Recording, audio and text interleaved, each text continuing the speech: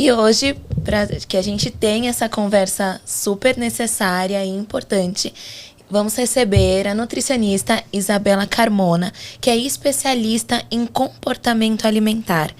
Um cuidado que vai além de estética, mas sim sobre bem-estar, autoconfiança e entender o que está por trás de dietas milagrosas, de emagrecedores. Muito obrigada, Isa, por aceitar o nosso convite. Isa. É um prazer. Obrigada a vocês pelo convite, eu fiquei muito feliz. E eu acho que é um assunto super importante, né, pra gente falar. Até porque eu acho que a magreza extrema voltou com tudo. Aí a gente tá acompanhando as redes sociais. Então eu acho que é super válido. Então eu agradeço muito por terem me convidado. A gente que agradece você ter aceitado vir falar desse assunto que está tão presente, né, nas nossas vidas. E vamos começar, né? Isa, você percebe uma busca maior por um emagrecimento rápido, mesmo que as pessoas talvez entendam que não seja sustentável? Eu percebo, sim. E, assim, até desde a época que eu fiz a faculdade, né?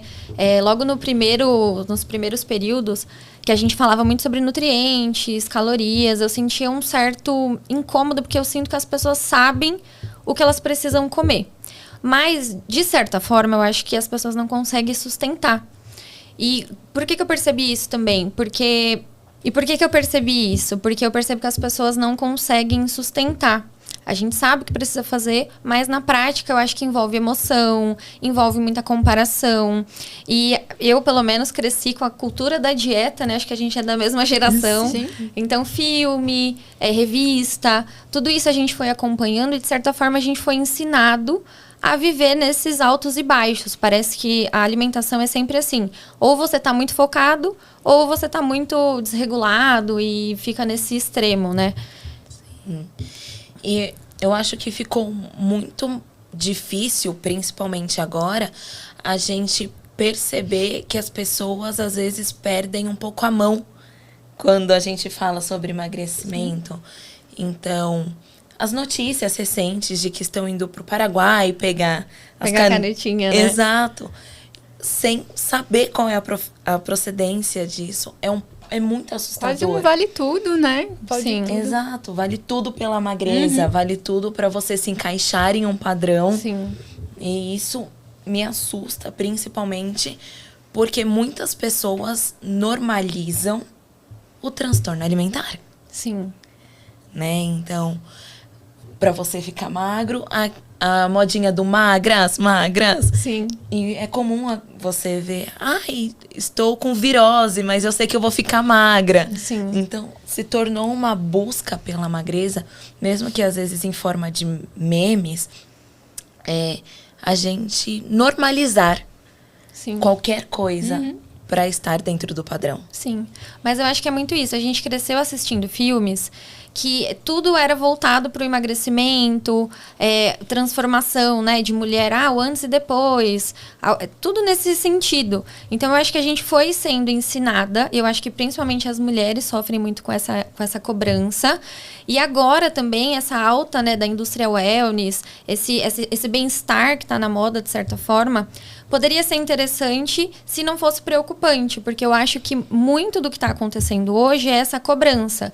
Então, virou uma coisa de performar a todo custo e você precisa ficar magra para você se sentir bem-sucedida, para você ser reconhecida, valorizada.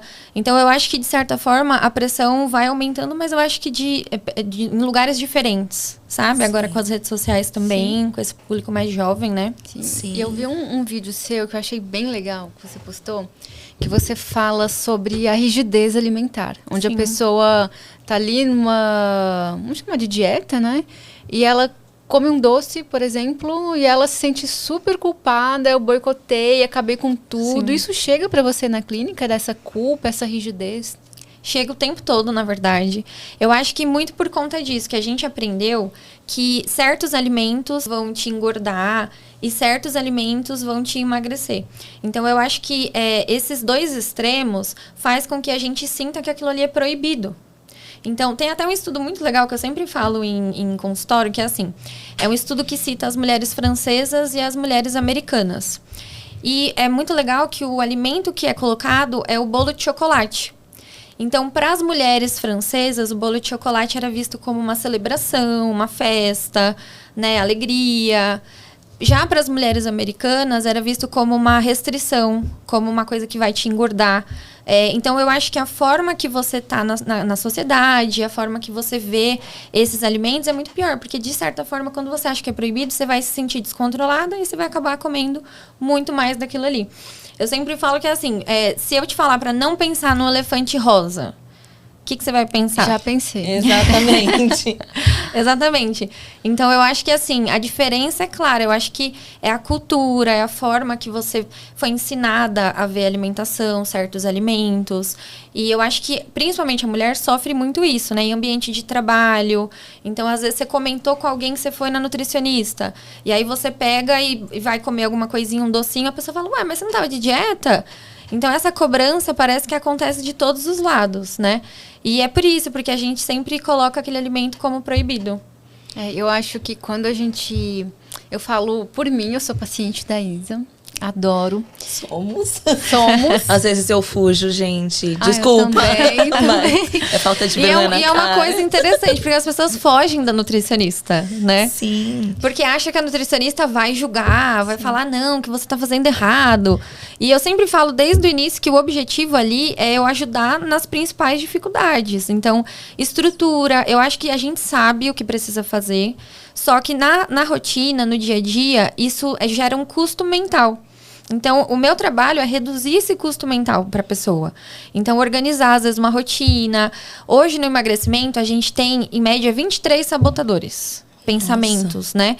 Então, muitos são emocionais, alguns são da rotina, alguns são fisiológicos. Então, a gente junto ali vai tentando entender o que está acontecendo. Na grande maioria dos casos, é emocional. Então, eu sempre falo que eu tô ali como uma amiga pra gente pensar juntas no que faz sentido. É que eu acho que muitas vezes a gente atrela isso à vergonha de... E eu me coloco também, né, nesse lugar de... Muitas vezes saber que eu tinha a consulta e falar, meu Deus, eu não fiz nada. Com que cara eu vou chegar pra E ela? rola muito isso, né? Tipo, ai, e agora? O que eu vou falar pra ela?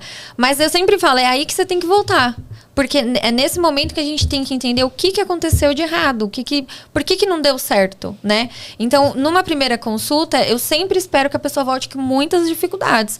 Porque se a pessoa tivesse facilidade, ela não ia precisar da minha ajuda para organizar a alimentação, né? E às vezes é só a questão da consciência. Porque muitas vezes a gente pergunta, né? Na consulta a gente olha, às vezes a pessoa tira foto, mostra dúvida. É nesse momento que cria uma consciência na alimentação, porque o problema da alimentação emocional, muitas vezes, é o piloto automático. Porque o corpo já entende que, por exemplo, o doce vai te deixar feliz. Então, o doce vai ajudar, por exemplo, num dia cansativo. Então, então, quando ele já entende...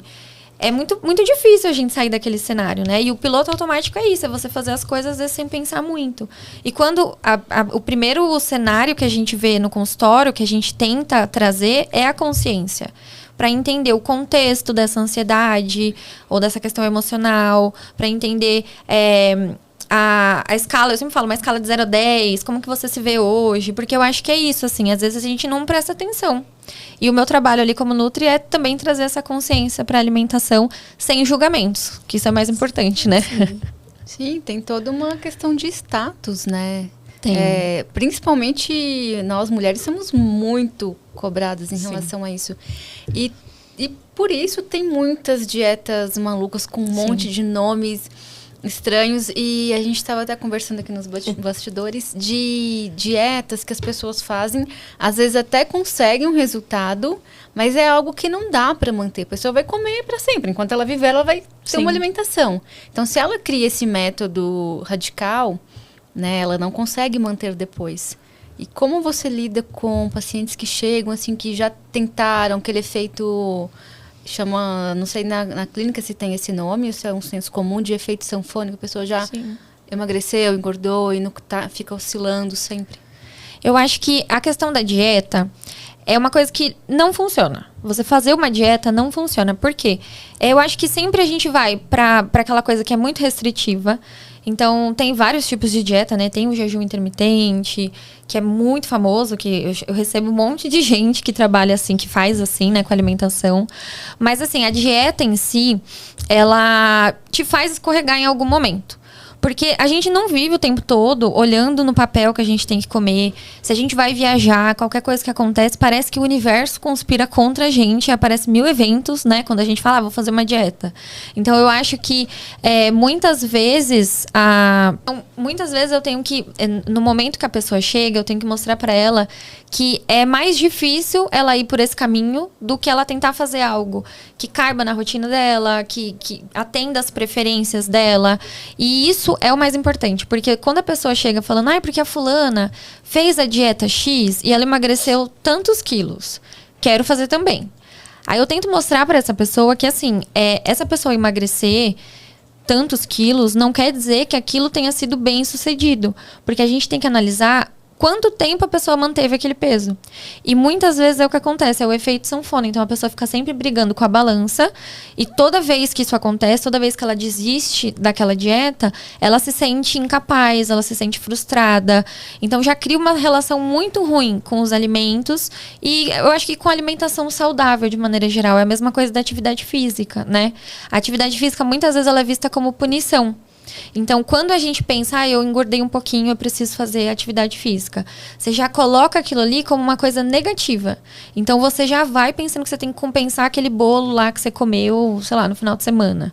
Então, a forma com que você vê é muito do estudo que eu comentei com vocês. Eu acho que a forma que você vê aquilo que você está fazendo, ou o alimento, que vai te dizer se você consegue comer um pedacinho, porque você sabe que tá tudo bem, que não é um problema. Ou você vai para fazer uma atividade física para outras questões, né? Para saúde mental, que a gente sabe que é importante, para melhorar a qualidade do sono.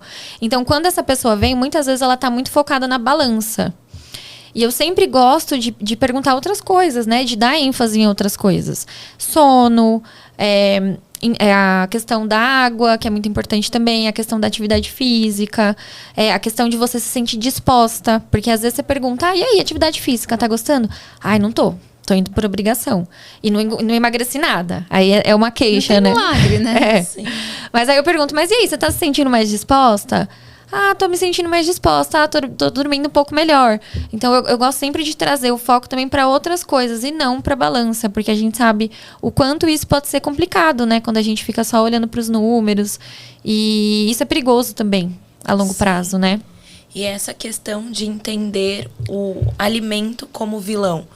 Hoje é muito comum você abrir o Instagram, o TikTok, leite é inflamatório. Comer banana vai... Todo mundo repete. Sim, tem que ter como fundamento. verdade absoluta. Não sou nutricionista, mas eu acredito que talvez inflame pra gente que é intolerante à lactose. Sim. E não pra alguém que talvez tenha uma saúde melhor que a gente. Uma digestão melhor, né? Exato. Então, a gente vê muito todo mundo colocando como vilão. Porque você não pode ter em casa um macarrão. Isso é carboidrato. Olha que absurdo. Glúten. Exato. né? Tira o miolo desse pão. O miolo do pão é clássico, É clássico. Coitado do miolo do pão. Coitado do pão, às né? vezes. Às vezes eu tiro. Ai, eu adoro o miolo do pão. Eu adoro também. Pra mim é a melhor parte do pão em si. Mas a gente aprendeu a ter medo de comer. Sim. Então, É a culpa, né? é a culpa. Mas é isso, eu acho que porque a gente sempre demonizou alguns alimentos. Então, quando a gente vai comer esse alimento, a gente pensa que, ai, meu Deus do céu, parece que ele é um vilão, uma bomba, que se você comer, nossa, meu Deus do céu. Eu acho que essa questão do leite ser inflamatório, veneno, né? Eu acho que hoje a gente tem muitas informações nas redes sociais, em vários lugares que a gente acessa. Então, esse monte de informação deixa a gente, às vezes, cansado. Às vezes a gente não quer pensar. Então parece que a gente está sempre fazendo alguma coisa errada. Né? Em relação à alimentação, em relação à atividade física, tudo a gente está errado. A gente está atrasado, né? Então eu acho que eu, pelo menos, né, sou muito assim, individual. Então, se você não tem uma intolerância, se você não se sente mal comendo aquele alimento, se você gosta daquele alimento. Porque às vezes a pessoa fica pensando no leite, ela nem gosta de leite. Ela nem toma leite. Mas ela tá tão preocupada que aquilo ali é inflamatório, que aquilo ali é um veneno. Então eu acho que a gente tem que não demonizar os alimentos. Isso é muito importante. Porque quando a gente cresce assim, é que nem quando a gente é criança. Que quando a gente quer comer um doce, por exemplo, antes da janta, a mãe fala, não, vai comer de sobremesa, ou vai comer só no final de semana.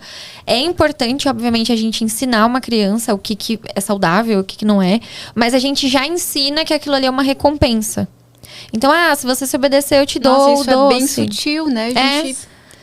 A gente não percebe. Eu falo isso sempre em casa com meu marido e com a minha filha, que assim, minha filha tem 5 anos. Às vezes ela quer comer um biscoito, uma coisa meio aleatória, assim, tipo, junto com a comida. Aí eu pego e dou os dois juntos. Tipo, eu coloco na mesa um potinho com, sei lá, uma bolachinha, alguma coisa assim que ela tá com vontade, e a comida. É inacreditável que às vezes ela come a comida primeiro e depois ela come a bolachinha. Ou ela dá só uma mordidinha na bolachinha e continua comendo a comida. Porque a gente que coloca aquilo ali num pedestal. Sim. E a gente é ensinado assim, você vê, em coisas muito simples. E desde a infância, quando a gente precisa raspar o prato. Come tudo, senão você não vai, sei lá, brincar. E às vezes você já tá se sentindo cheia. E isso é uma coisa que também é ensinado pra gente desde a infância, que a gente perde o ponto de saciedade. Então, hoje eu vejo muitos adultos que não sabem o ponto de saciedade. Tipo, aí entra na questão da compulsão ou não? Às vezes não. Porque assim, a compulsão é uma coisa mais específica e ela tá mais caracterizada para você comer qualquer tipo de alimento. Então, muitas vezes ela é emocional, né? Ela vem de uma questão emocional.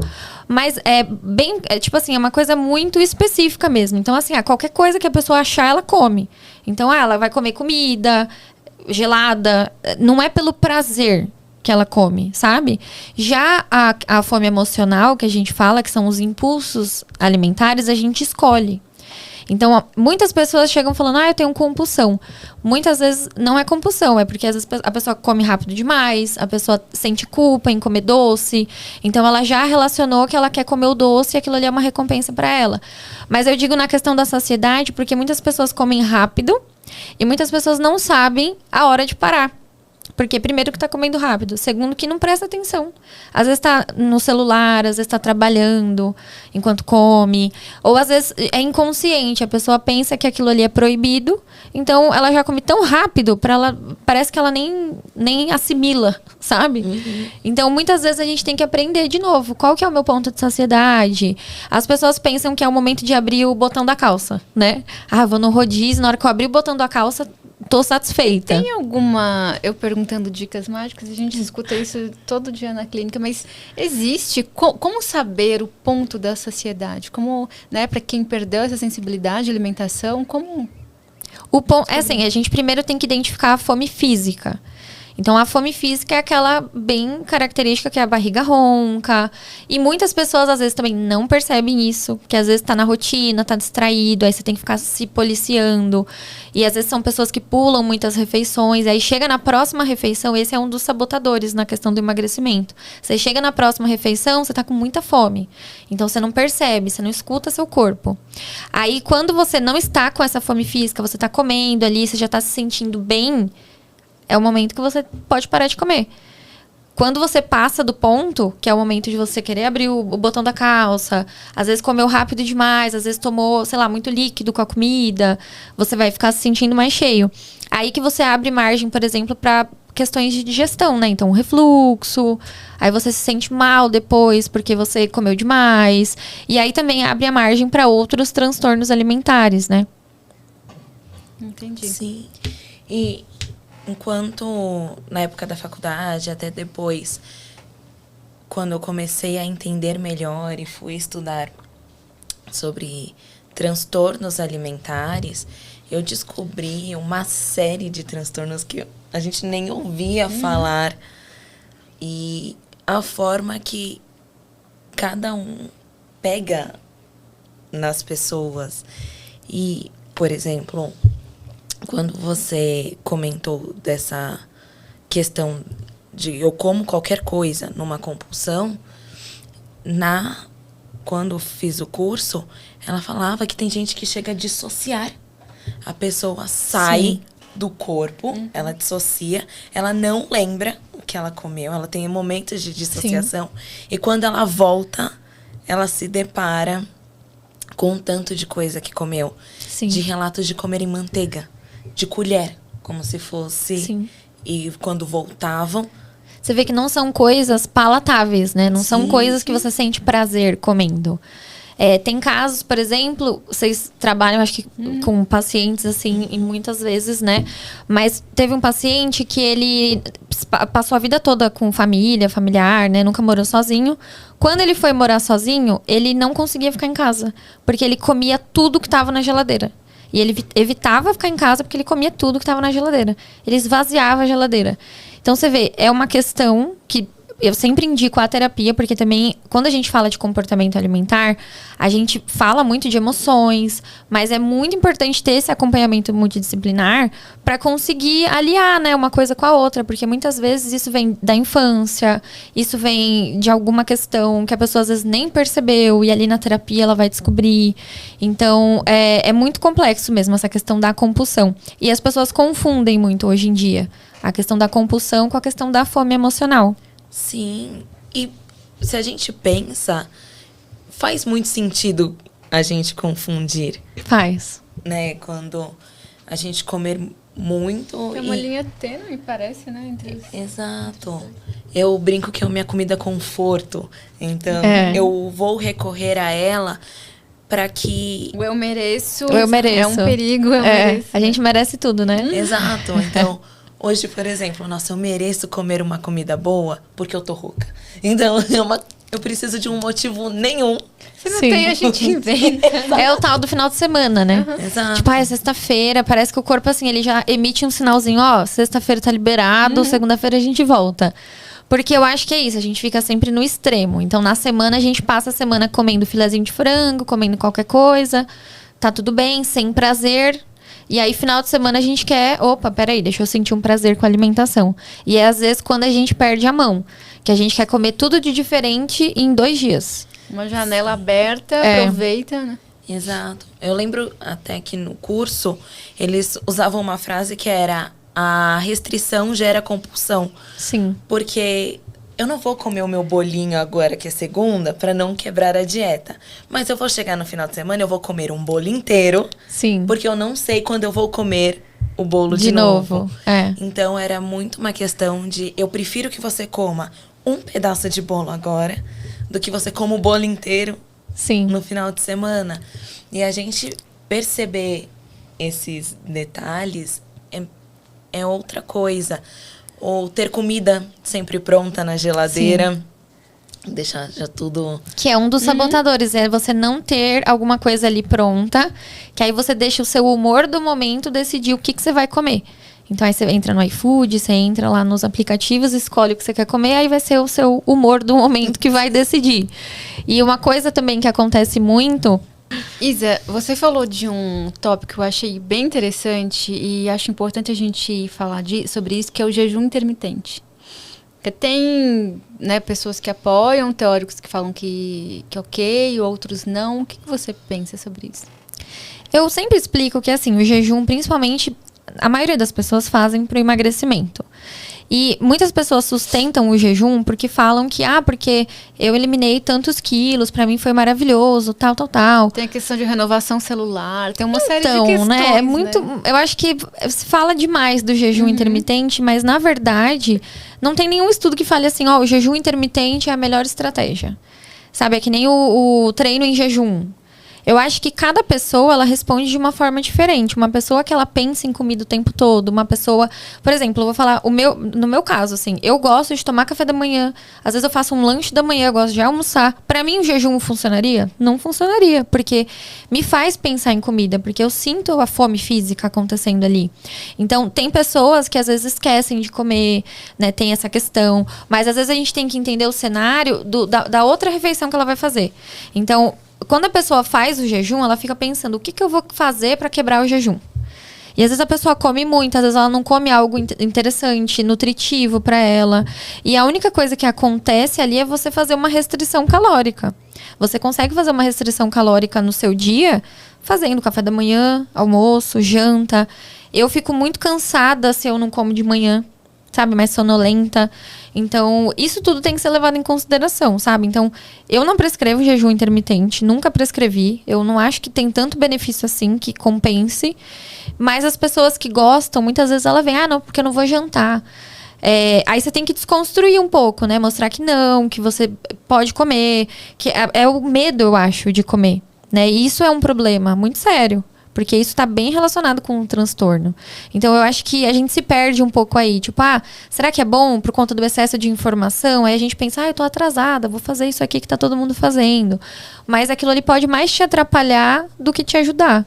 Em certo momento, assim, sabe? Aquela típica frase, né? O básico funciona. O básico. Mas sabe o que eu acho? Eu acho que às vezes parece.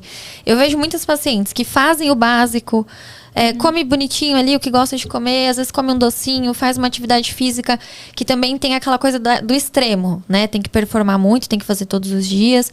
Às vezes a pessoa faz ali 2 vezes na semana, bonitinho, pequenininho. Ela pensa que ela não tá fazendo nada, porque ela pensa que ela tá atrasada. Que tá todo mundo fazendo mais do que ela. Que ela não tá fazendo algo da moda, por exemplo. E que ela não tá fazendo o suficiente. Eu acho que a gente se cobra muito nesse sentido. Quando você vai ver, ela conquistou o que ela queria, ela chegou onde ela queria. E às vezes ela não percebe. Às vezes ela fala, nossa, caramba, eu nem percebi que eu emagreci.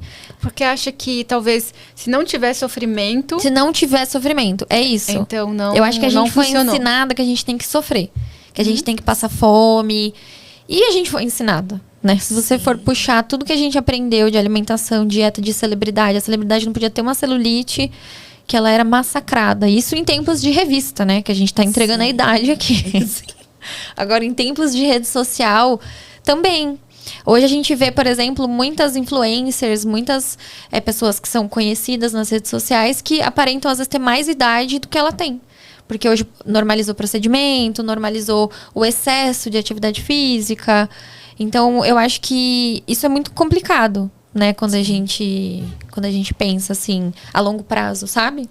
Sim, alimentação é algo que não dá pra fugir, né? Não é como um procedimento que você pode escolher ou não fazer. A gente não escolhe comer ou não, né? Algo bem presente, e acho que a sua profissão é uma das mais importantes, né, em relação a... Eu acho também. Eu acho que agora também em tempos de emagrecimento rápido, que a gente vê hoje com as canetinhas, né? Com esse atalho que a gente encontra, eu acho que quem, por exemplo, utiliza essa medicação e não faz acompanhamento com nutricionista, não vai ter um emagrecimento saudável, sabe? Porque a gente tem que falar de massa muscular, a gente tem que pensar em envelhecimento, não só em questão estética, sabe?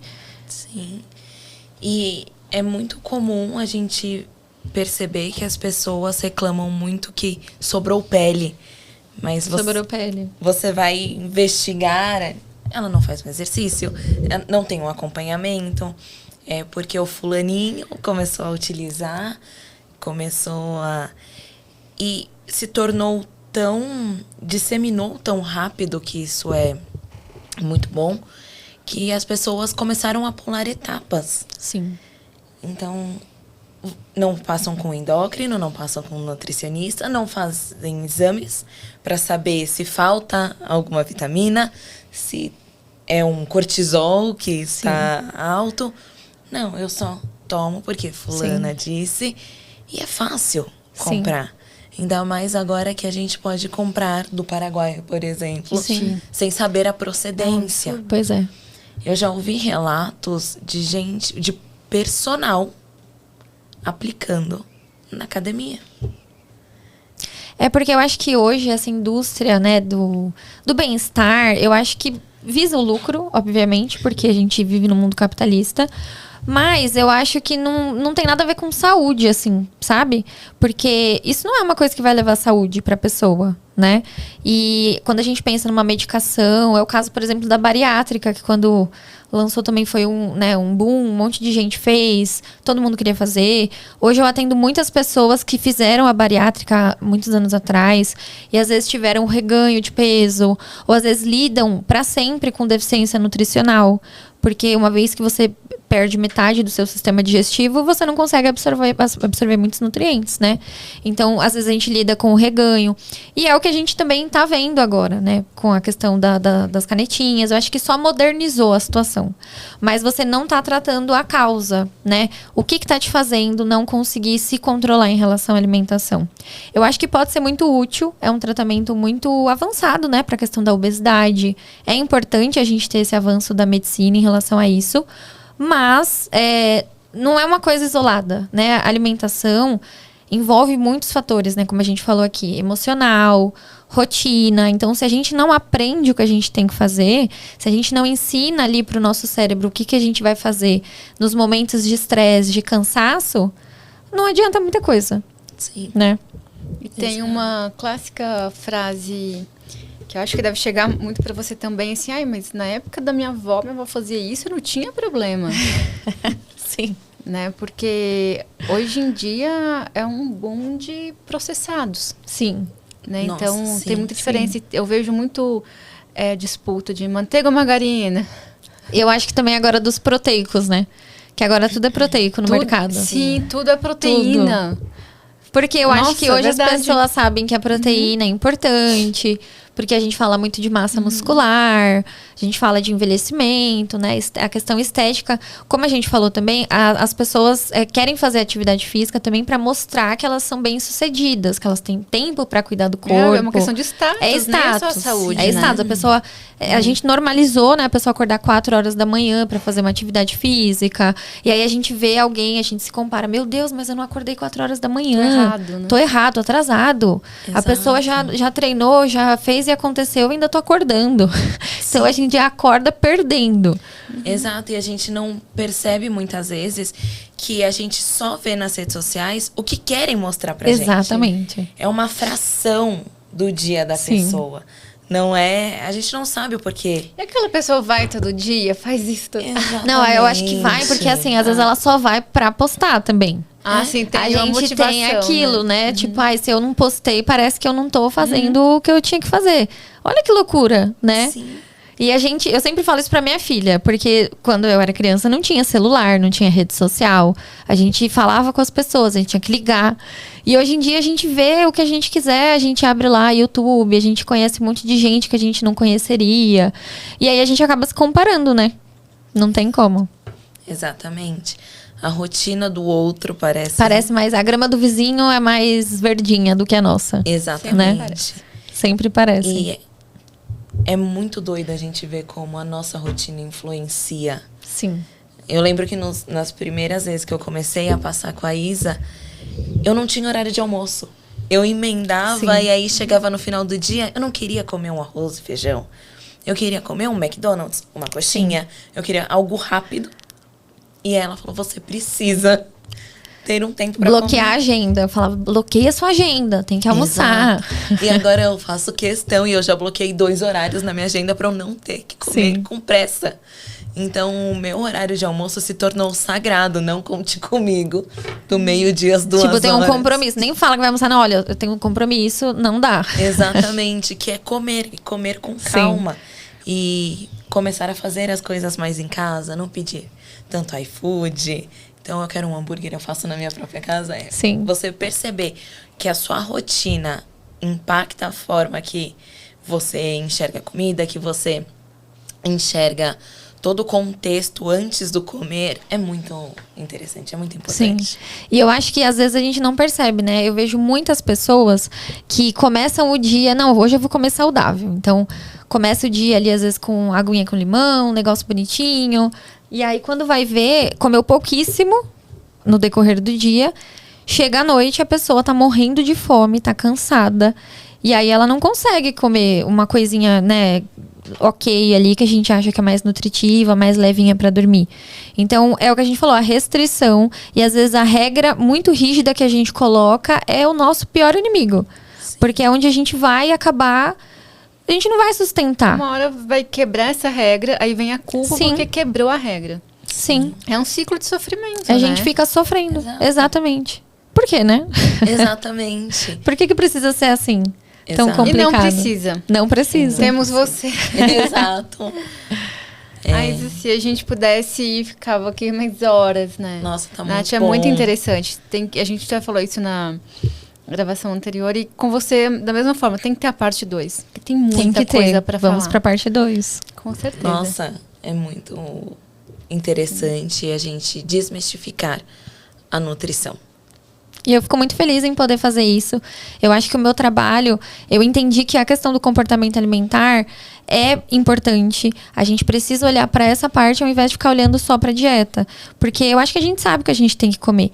O difícil é a gente lidar com a rotina, a gente ter uma estratégia certa. E o meu objetivo é sempre reduzir mesmo o custo mental que a pessoa tem com a alimentação. Porque dá pra gente comer bem, dá pra gente ser feliz, que eu acho que é o mais importante, né? Ser saudável. Que ser saudável é isso, né? A gente ser feliz, comer o que gosta, ter disposição, ter vitalidade. E a gente tem que priorizar isso, que é o que importa. Com certeza. E obrigada. Muito Imagina, obrigada, eu que agradeço Isa. vocês. Super agregador. E quem quiser continuar te acompanhando, onde te encontra? Fala sobre No redes meu sociais. Instagram, @Isabela Carmona, @Isabela Carmona, com 2 L's e 2 A's no final do Isabela. Muito obrigada, obrigada, Isa. Isa. Foi um prazer te receber. Eu que agradeço.